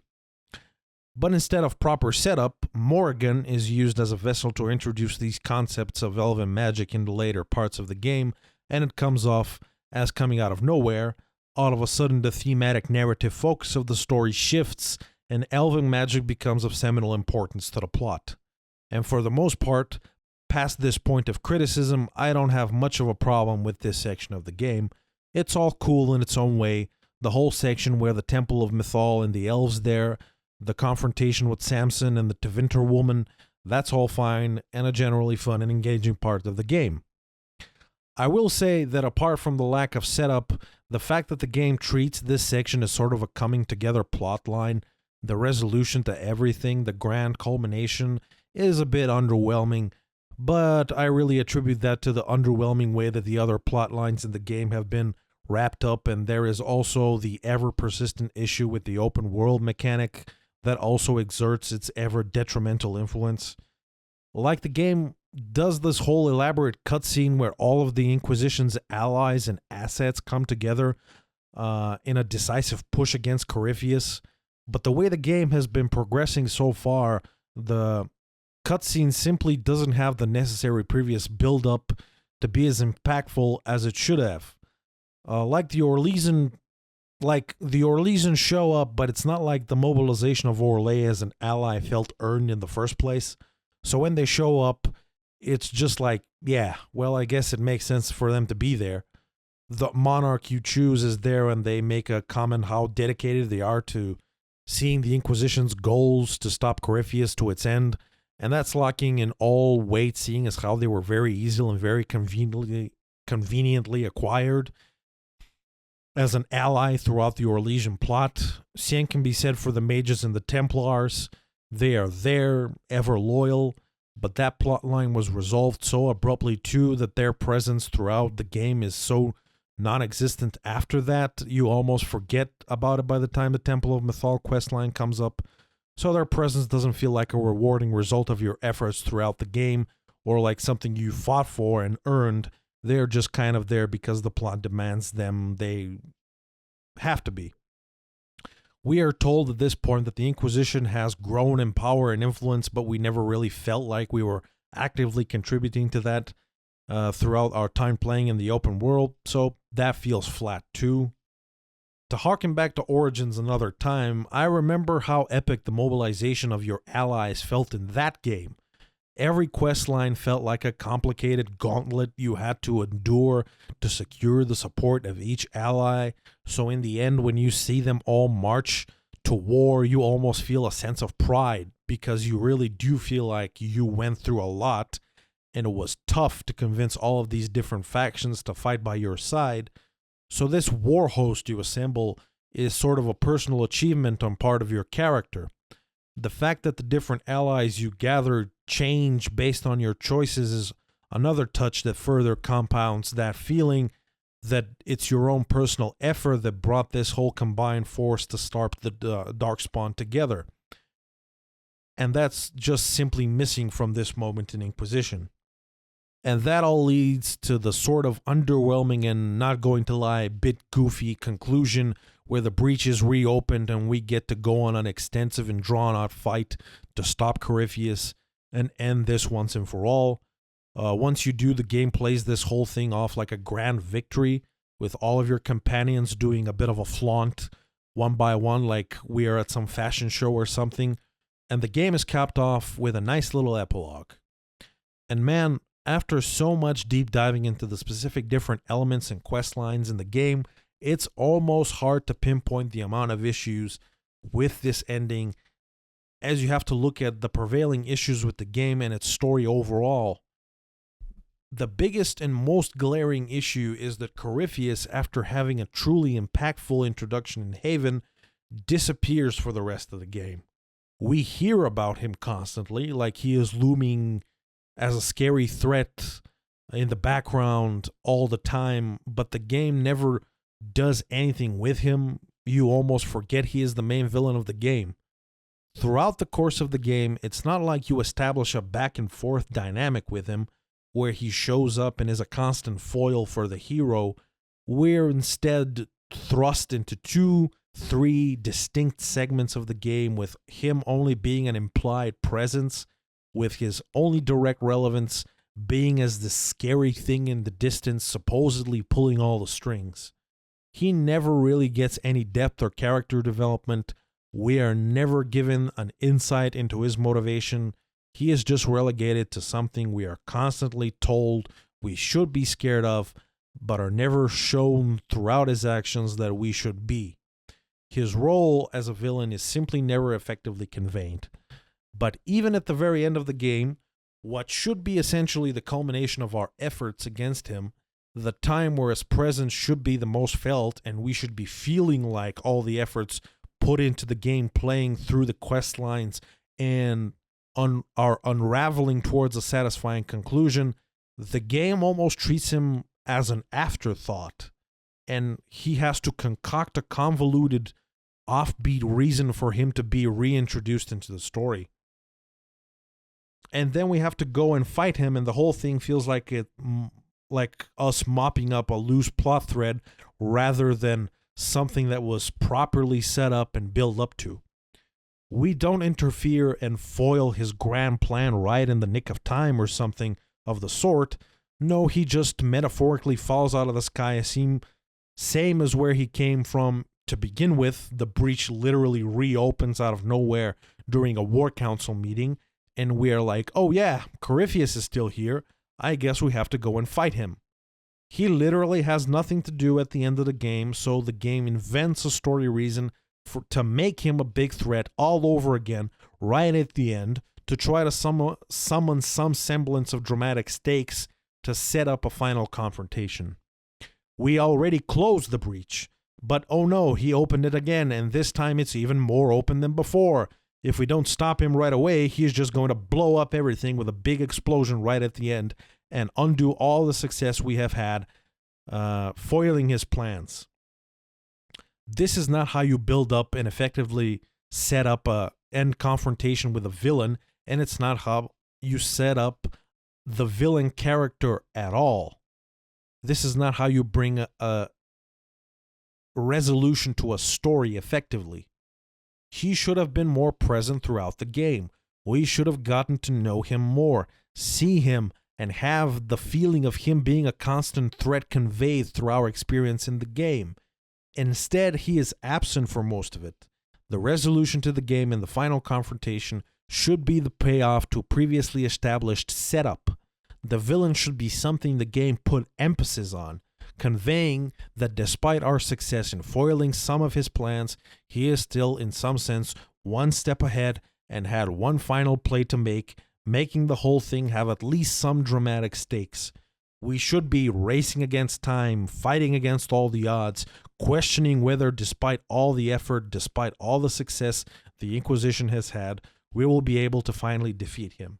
Instead, we effectively foil all of his plans, leading to him trying to pull off one big final grandiose play because he is literally out of options, which renders him feeling like a desperate fool in the end. So defeating him ends up feeling, again, a word I've been using extensively throughout this analysis, underwhelming. He is not an effective villain. The setup for the final battle is weak, so the ending resolution can only be described as such. Again, remember Origins? Sure, the Darkspawn there are not rich and complex villains. They are set up to be pure evil, a force of nature we have to fight against, and that's okay because that's what they were supposed to be, and they are effectively pulled off as such. But Corypheus is an actual character who could have received and should have received some much needed depth to make him an engaging villain. In Origins, the big final confrontation is set up with some sense of dread. The utter destruction the Darkspawn bring is effectively conveyed, and in the end, the battle feels engaging because you don't know, even though you mustered what resistance you could in a short time, whether that's going to be enough to finally defeat this overwhelming destructive force. The final battle is a drawn-out affair, with one hard battle after the other leading up to a final confrontation with this terrifying monster. It's difficult and intense, and in the end, when you win, it feels like a victory. It feels earned. Oh, and while we're on the topic of terrifying monsters, Corypheus' dragon. Why? What? Where did it come from? What was it? Why was it necessary? How did it add to him personally feeling like a threat? If anything, it detracts from him feeling like a threat. Oh, by the way, right in the middle of this final battle with your final villain, here is a battle with a dragon. As if Corypheus himself wasn't enough of a villain, that he has to have this big, scary pet too. And we never learned where he got the dragon from, how he tamed it, and what it was. That could have been a great opportunity to set him up as a dangerous villain and give us some insight into him as a character if they had shown us or explained how he had the power to find and tame this dragon, but they never tell us and they never really show us. So once again, why the dragon? What was the point? Anyway, since we've covered the main plot of the game and a lot of the issues surrounding it, I do have to spare some moments on covering some auxiliary stuff that I could not fit into the overall analysis. First and foremost, we have to touch upon a pretty significant decision we have to make in the game that ultimately turns out to be a pretty significant plot development. Who gets to be divine? Seeing as how the entire game kicks off with the death of the divine, who ultimately ends up becoming divine after is pretty significant. You would think it would be a main theme, a point of focus for the game. The theme of tensions within the political structure of the Chantry resulting from the Mage-Templar conflict and the tenuous questions of morality that conflict brings to the forefront were fertile ground for interesting storytelling. Who ends up being the divine and how we handle the aftermath of Justinia's death and the Mage-Templar conflict? That's a pretty seminal question that the game should put forward. Should the Chantry be reformed, or should it double down and become even more draconian of its treatment of the mages? What can and should come as a result of the events of the game as a new world order? And should it reflect the choices we made in the game and our attitudes and views on these issues as players? Absolutely yes.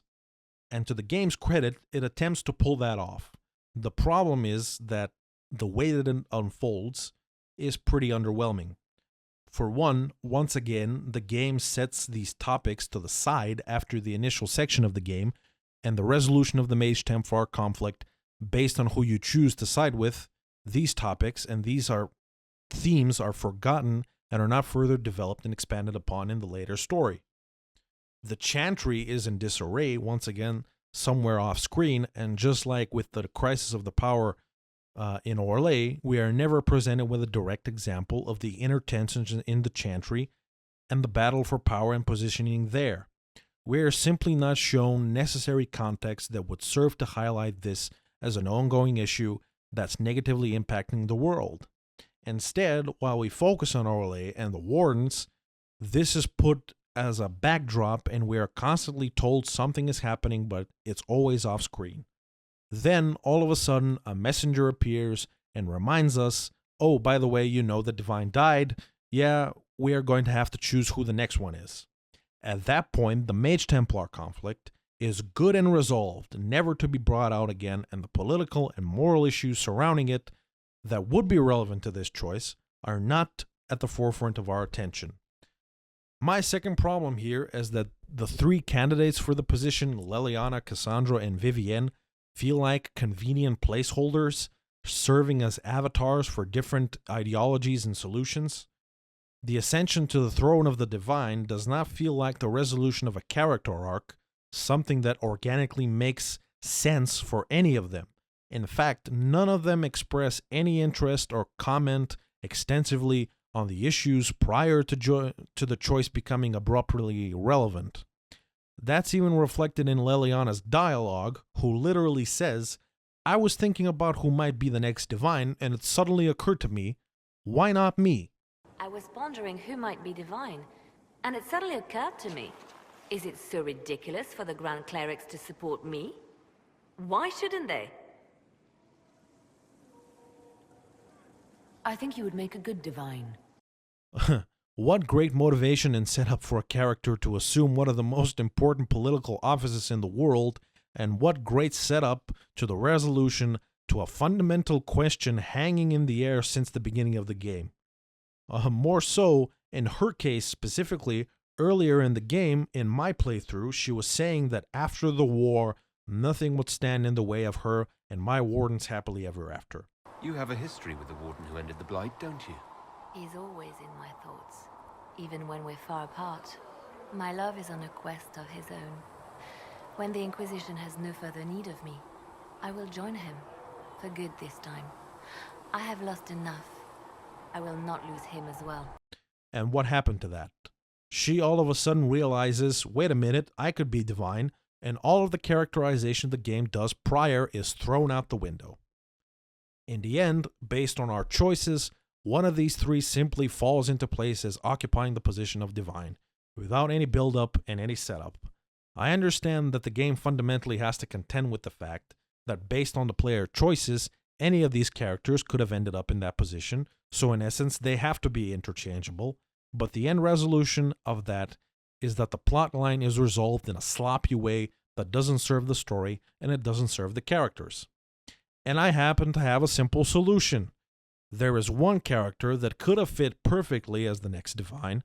By taking the choices away from the players' hands in this case, we could have actually had a satisfying character arc that could have resulted in a very organic ascension to the throne of the divine, to resolve this issue in a satisfying way. It's simple.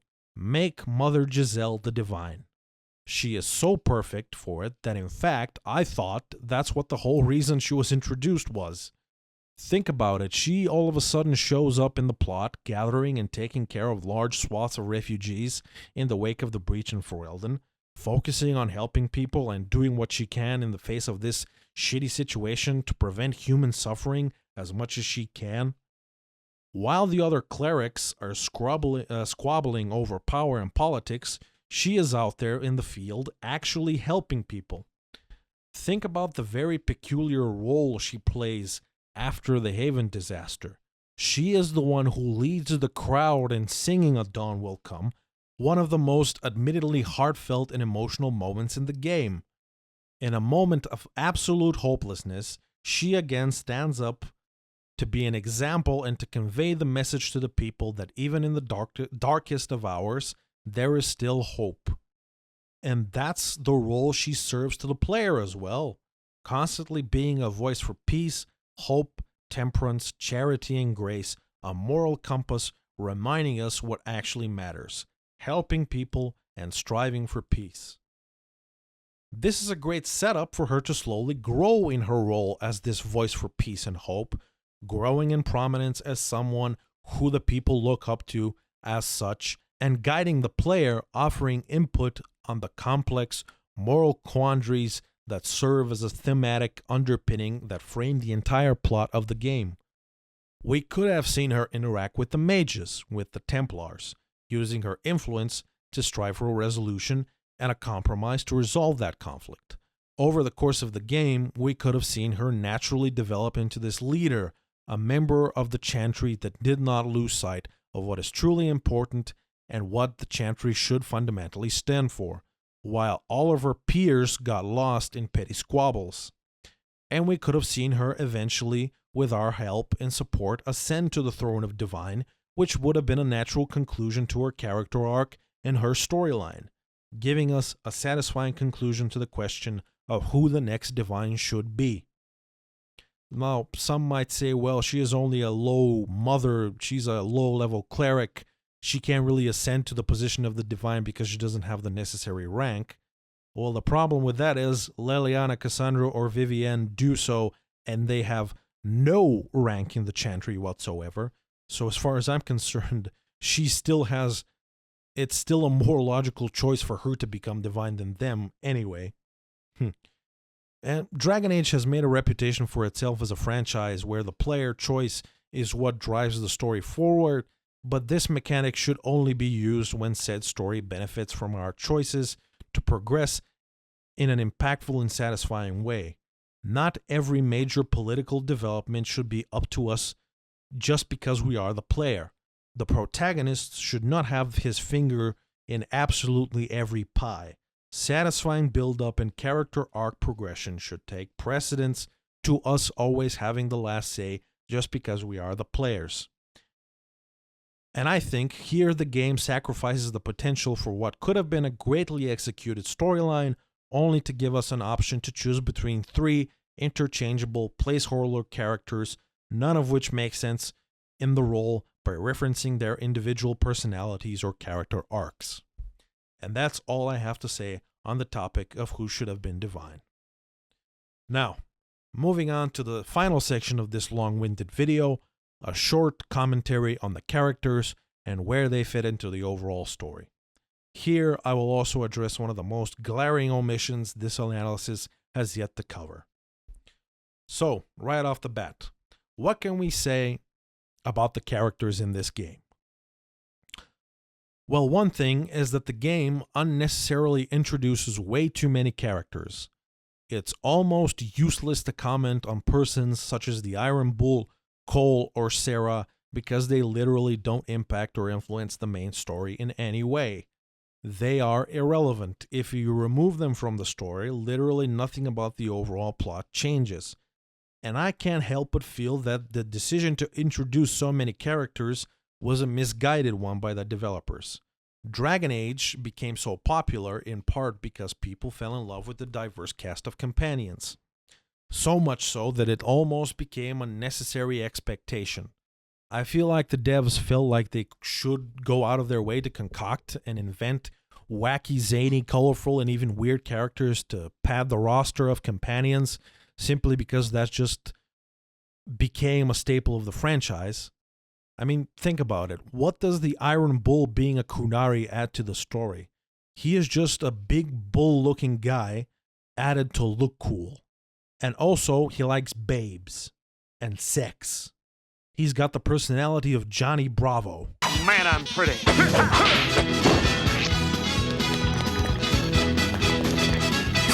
Do the monkey with me. Come on.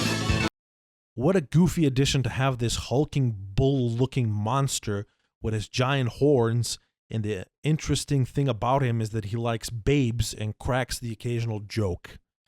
Say what you will about Sten, but Sten runs circles around this guy.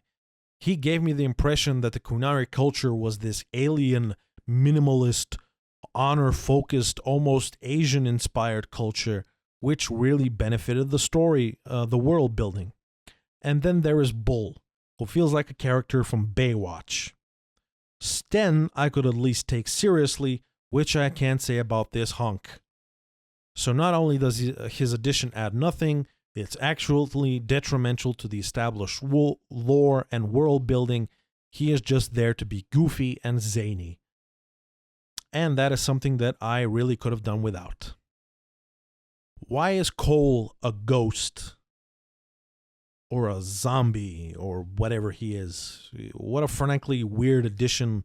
Like, how weird it is that we literally have a possessed walking corpse with us throughout the course of the game, and people just sort of go with it. That never really goes anywhere. It never opens up to present us with, like, interesting lore or a point of view into what the spirit world is in some way that's relevant or insightful to the overall plot. No, we just have to sort of accept the fact that Cole is the Walking Dead. He was just an interesting concept that some character designer came up with and thought, hey, you know what? You know what will be cool and different? what if we have a guy who is a possessed dead body? That's something we could have never done. That's something that we have never done before. That's something unique. That certainly makes him stand out as an interesting companion. Problem is, the concept never really goes anywhere. It's touched upon a bit in his loyalty quest, and that's it. It's making a character interesting not because of his character, but as a concept. So he also ends up feeling like an unnecessary addition. He also ends up feeling goofy. And then there is Sarah, who never shuts up. She is supposed to be funny, I guess. Terribly irrelevant, adds nothing, and ends up being annoying more than anything. Once again, the whole Red Jenny thing doesn't go anywhere and impacts the plot in no way that's tangible. But we gotta put her in because we have to have a goofy, funny, zany, colorful companion. Have a more contained roster, cut out the unnecessary chaff, remove the monstrous chick magnet, the ghost corpse, and the elf that never shuts up, and give some more depth and development to some of the characters that actually have a place and potential to impact and connect to the overall story. Something which is sorely missing, as we will get into. First in this long list, and as someone who absolutely should dedicate our attention to, is Cassandra. She is someone introduced and set out to be a big player all the way back in DA2. You get the sense she is supposed to be important, and at the beginning of the game, she is. She serves as your introduction to the game, introduces you to all of your advisors, and is literally the person who ratifies the Inquisition in her role as the right hand of the Divine.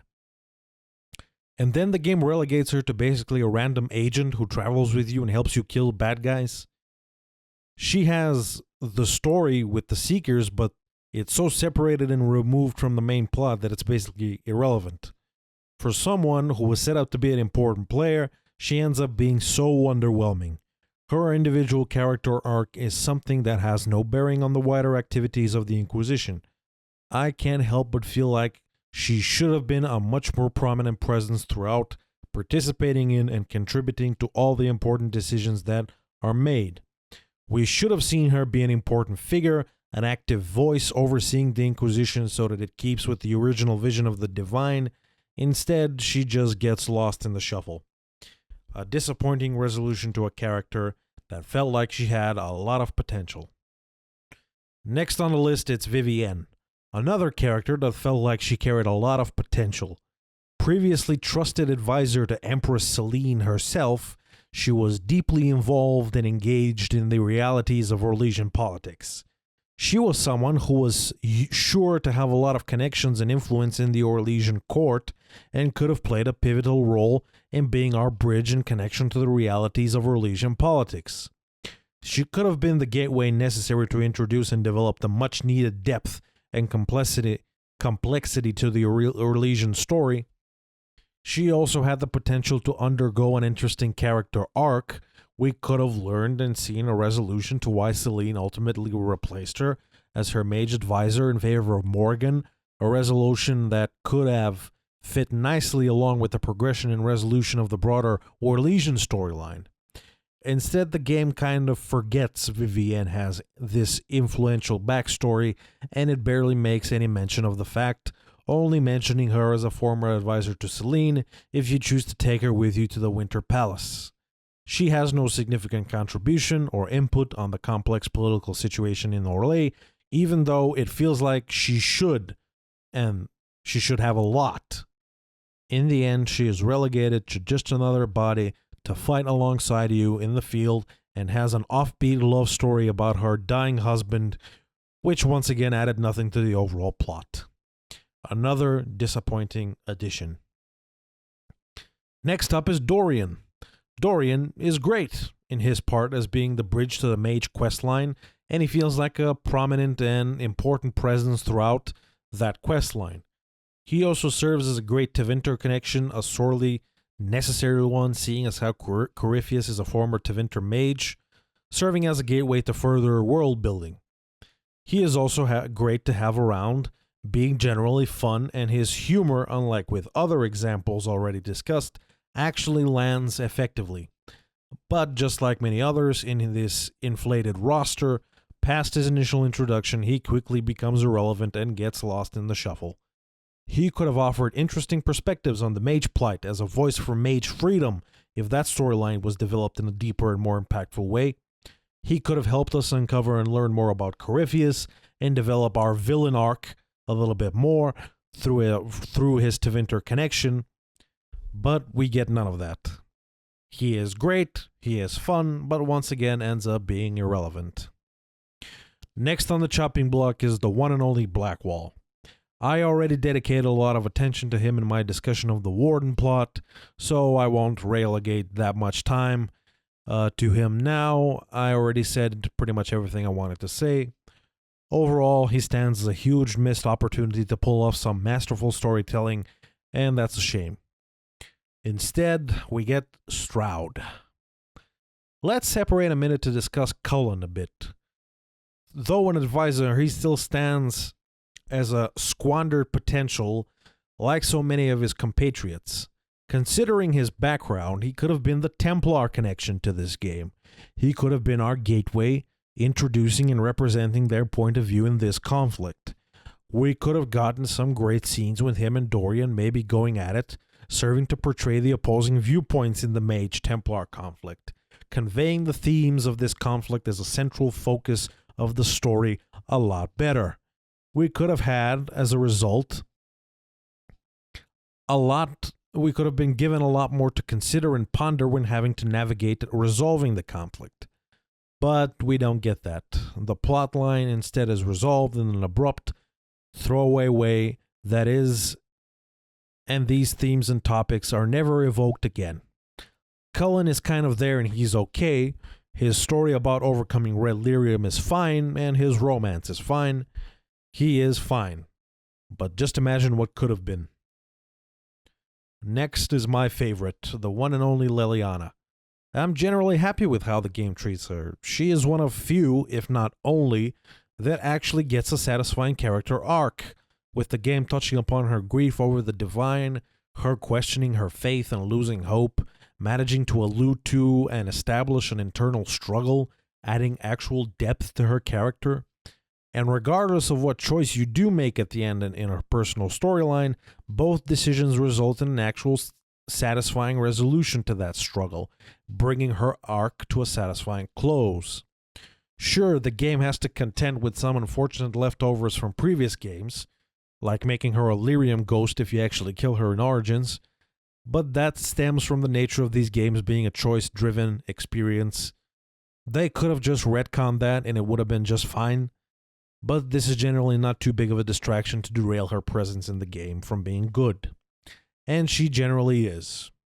Right up to the point where the game chooses to artificially insert her as a candidate for the divine. An ambition or desire she never really has or shares prior to this decision being introduced. And if she actually becomes divine, I would argue that's a bit of a character assassination at play out here. The whole deal is that she has become dissatisfied and disgusted with the politics of power, having to take upon herself the cost of the ruthlessness these games necessitate. She was once chewed out and spit out by the system when Marjolaine betrays her, and she only goes back to it because of Justinia. After her death, she has no reason to want to continue her involvement with this twisted system she grows to resent so much. The end of Inquisition should have been her chance to rid herself of politics once and for all. Instead, the game plunges her back into it, dismissing this natural character progression, and she doubles back down and takes on an even more perilous endeavor in the world of courtly politics and intrigue. You can argue that she wants to continue Justinia's legacy, but that's never clearly and sufficiently conveyed enough for me to find it believable. Like I said previously, she never expresses any desire to be divine throughout the duration of the game, only to all of a sudden want to do it once presented with the option. And that's simply lacking an adequate prior character development to be pulled off efficiently. But overall, her presence in the game is good. After covering Leliana, it's only fitting we talk about Josephine. Unfortunately, I don't have much to say about her. She is generally good and likable and is a nice addition to the cast. Her romance is sweet.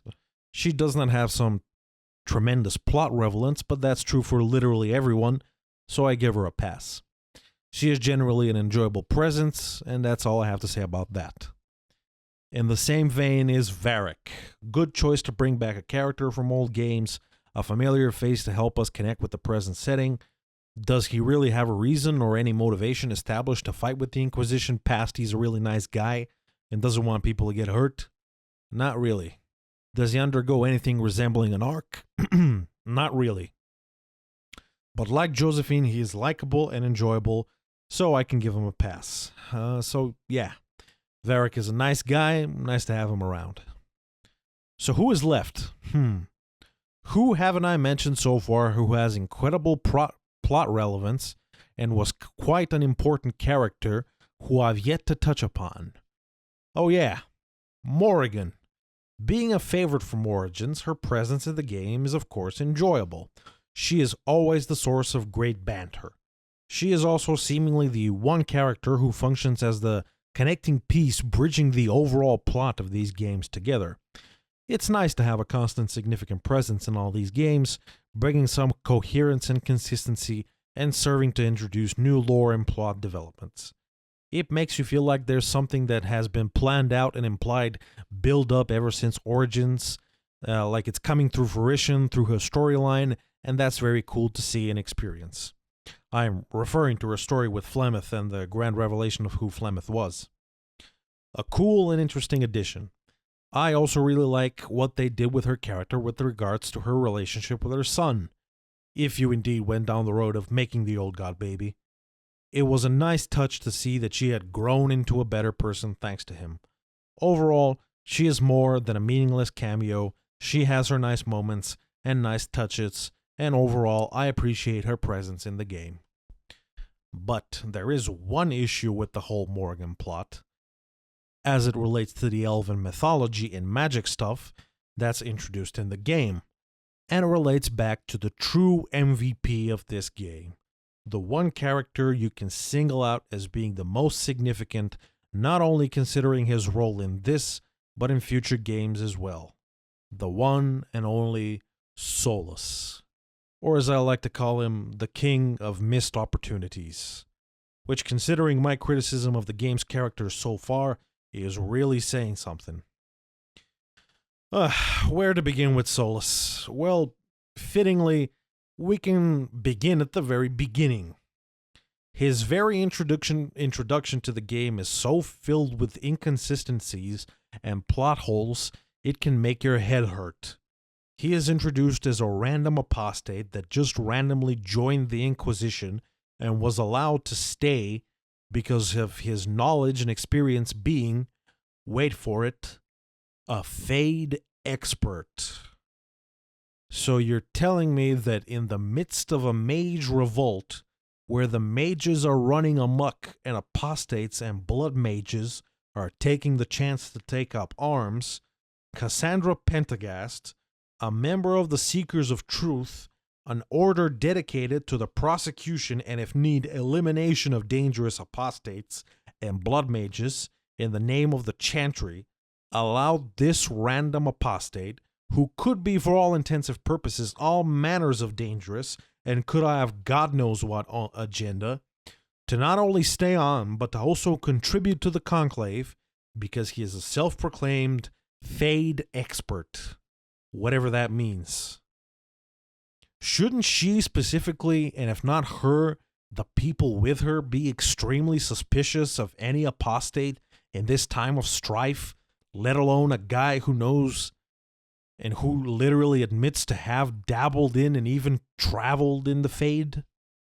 You know, the Fade, the place that's filled with demons, the same demons that can take possession of mages and use them as vessels to slaughter, kill, and perpetrate all manner of depravity and destruction, like what happened to Lake Calenhad and the Ferelden Mage Tower in DAO. The slaughter and death of countless people. Isn't preventing mages from tampering with the Fade and risking demon possession the main reason why the Templars exist in the first place?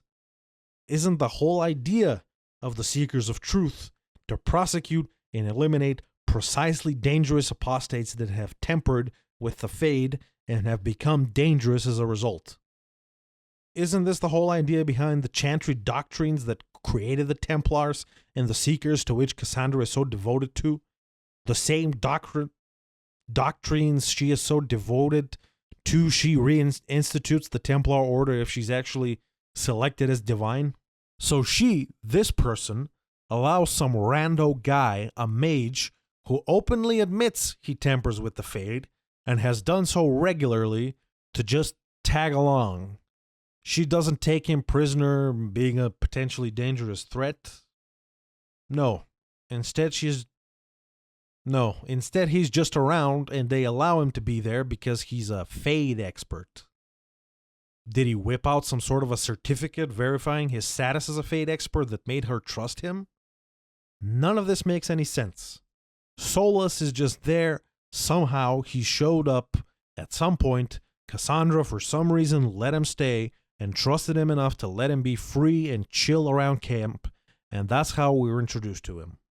To a character that ends up being so significant and important to the story, he is just introduced in such a lazy and nonsensical way. Some baffling decisions were made with regards to Solus as a character, and this is only the beginning. Now, I called Solus the king of missed opportunity in the beginning of this, and there is ample reason to label him as such. Beginning with him not having an impactful entrance that could have actually signposted him as a significant character, instead of the weird contrived way he is inserted into the plot, I feel like the writers could have really given him the chance to shine through a more impactful introduction to the story that could have served the wider plot in the long run, by helping to flesh out some previously mentioned deficiencies. He could have been the thematic gateway to not only helping us flesh out Corypheus as a threat and as a villain, but also help usher in the concept of ancient elven magic as a pervading theme, gradually being built up and introduced throughout the course of this game. Picture a scene where after the fall of Haven, we, as players, during the course of a particularly difficult mission, fighting against the forces of Corypheus, receive help from a mysterious agent whose identity we don't know, only for that agent to be revealed as Solus, who in the nick of time pulls a hard carry and helps us out of nowhere to get out of a hopeless situation. You then, after introducing him in this way, establish a clear motivation to be there, for him to be there, and to want to help us in the fight against Corypheus, giving him a more concrete reason to tag along. I do suspect the writers choose to introduce him in a more unassuming way because they wanted to keep Solus purposefully obtuse, so as to have the end reveal of him being a mastermind and the villain of the future games more shocking and unexpected. However, cheap shock factor cannot be a substitute for good overall storytelling. I still feel like you could have made the end reveal unexpected by covering Solus's true identity and intentions behind more clever writing, by giving him a good cover story and a believable, relatable motivation to want to fight against Corypheus. Maybe you give him a fake backstory of being a Dalish elf, who saw his whole clan exterminated by Corypheus, who did so in order to obtain an ancient elven relic, namely the anchor, which was in his clan's possession. We don't have to be given the full answer as to what the anchor is and what it was used for immediately. We can still save those revelations for later in the game, but it's enough to establish Solus as a character motivated by a desire to avenge his people and to retrieve a sacred relic from this sinister villain, willing to join up even with a human-led organization like the Inquisition to get that done. Dalish elves are known to worship ancient elven artifacts as remnants from their ancient elven culture, seeing them as facets of their heritage, a heritage the Dalish respect and even treat as sacred, without fully understanding or knowing their true nature and power. There, we don't have a reason to suspect Solus of anything treacherous, or that he knows more than he can let on, because his motivations are believable, being consistent with established lore. Instead of the weird reason for him to tag along with the Inquisition we got, he instead lays down an elaborate ruse to cover his tracks and actually manages to earn our trust by saving our lives. He also could offer valuable insight into Corypheus and his operations. having been following him and trying to sabotage his operations, fighting against his agents ever since Corypheus killed his clan and he swore vengeance, giving us even more of a reason to accept him though tacitly initially as an ally and a companion. We can have other companions like Cassandra, giving her something to do, Lord knows she needs it, express her suspicion towards him and whether he can be trusted, but those can be believably brushed aside, our suspicion towards him being outweighed by his potential value and his cover-up as another victim of Corypheus seeking justice. That's literally the motivation for most of these companions to join. They see Corypheus as a threat and want to help, so that will be keeping in track with how all the companions are introduced in the story, making his introduction even less suspicious. After the initial introduction, he gradually works to earn our trust as a companion and becomes an integral part of the team. Throughout, he is written as a Dalish elf, having intimate knowledge of Dalish culture, maybe even having a Velasleen. This can then make the eventual reveal of who he actually is and what he actually did even more impactful. Think about it. When we eventually learn who he is, how much more of a sting of betrayal would we feel? This guy went out of his way to construct this elaborate cover-up, studying and learning about Dalish culture, even accepting the slave markings the Dalish see as an integral part of their culture, all in the name of covering his identity. He then fought with us, stood by our side for a full game, earning our trust, only for us to learn he was lying the whole time and was actually pursuing his own plans, using us as a tool to remove Corypheus, retrieve the anchor, and put his Dreadwolf plans into action. This makes his character even more clever, manipulative, and Machiavellian, making the eventual reveal far more shocking, but not in a cheap, superficial way, but in a clever and impactful way. This whole thing, as laid out, simply is a much better way to develop his character without sacrificing the shock of his true identity reveal. It just works a lot better than what we got for him. I mean, his whole identity raises so many questions throughout the game. He is constantly shown to have knowledge, like the Velasleen being slave markings, he should not have, and the only explanation we have is that he gained this knowledge from being a Fade expert, whatever that means. He has a very revealing disdain for the Dalish, even though he is an elf, and in the context of the world, if he is not a Dalish, that means he's a city elf. So this raises so many questions as to his origins, where he learned magic from, and why he is the way he is. It all eventually makes sense once we learn his true identity, but before that, this whole deal is so full of questions and plot holes, it's a wonder nobody suspected something weird and sinister about him to begin with. But reframing his story in this way offers us benefits beyond making him better as a character. Him being more intimately familiar with Corypheus and his operations could allow us to flesh out the villain a little bit more. We could hear stories of his cruelty, his evil, the cruelty and evil of his agents that Solus saw prior firsthand.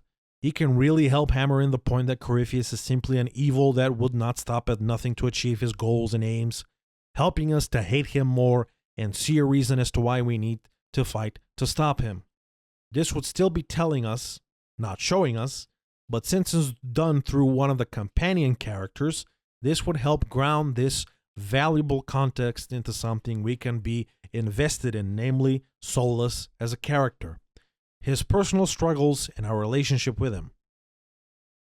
Remember how elven magic was just sort of abruptly introduced in the latter points of the game through Morgan? Instead, have Solus be the guy that clues us in that that's actually relevant and important. Being a Dalish, he would have some knowledge of ancient elven artifacts, and we could help him along in going on quests to further uncover the full context of that in order to unravel Corypheus and his grand plan. We can eventually be led to the Temple of Mythal following a breadcrumbs of clues, slowly learning more about the anchor and Corypheus' plan to use it, and Solus could have been an integral part of that process. So that eventually when the full plan is revealed, it's not something that comes out of left field. We gradually find out Corypheus intends to subjugate the world through ancient elven magic, the Anchor. Through this process, throw in some flashbacks, some mystical well of mythal visions of Corypheus in his days as a magister, helping to flesh him out more and to establish his motivations for why he wanted to transcend his humanity, which led him to embark on this ritual and release the Blight. His current efforts could be a continuation of his original goal. Valuable opportunity for character development was missed here. In the end, we find out that Corypheus, his end goal was to undertake a ritual using the elven artifact that could literally wipe out the world and all of his other schemes, with Orlais, the wardens, being simply a means to an end, distractions, pieces in his master plan, leading to him executing his final move. We learn that though we managed to stop him in Orlais and with the warden, he still manages to obtain what he needs from both plots in order to execute his final move. So in the end, we have to embark on a final mission to stop him, a race against time.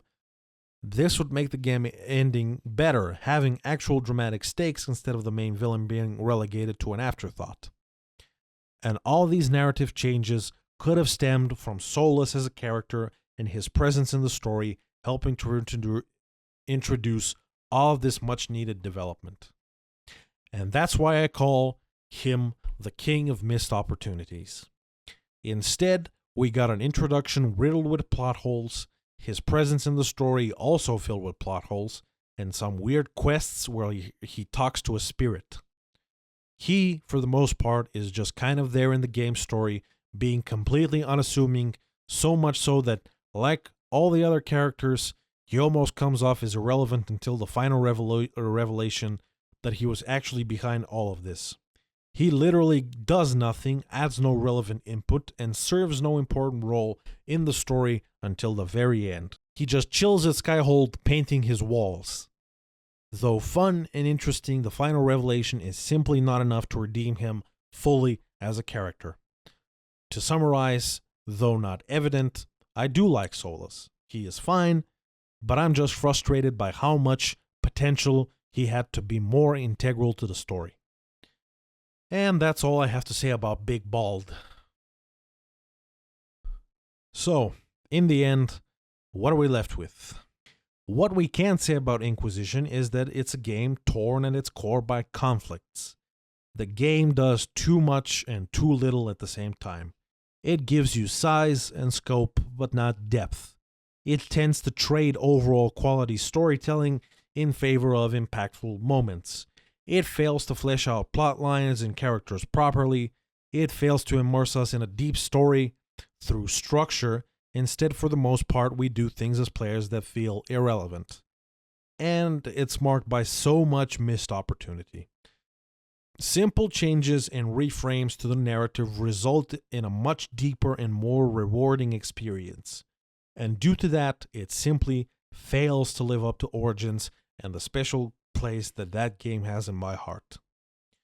Hopefully, the future of the franchise will take some important lessons from Inquisition, and we will get a renewed focus on storytelling as a main gameplay focus instead of multitudes of gameplay mechanics like open world that deter from and serve to the detriment of the story. We can only hope. After all, we can't forget that even though the night is long and the path is dark, we must look to the skies, for one day soon, a dawn will come. The shepherd's lost, and his home is far. Keep to the stars, the dawn will come. The night is long, and the path is dark. Look to the sky, for one day soon, the dawn will come. Bear your blade and raise it high. Stand your ground, the dawn will come.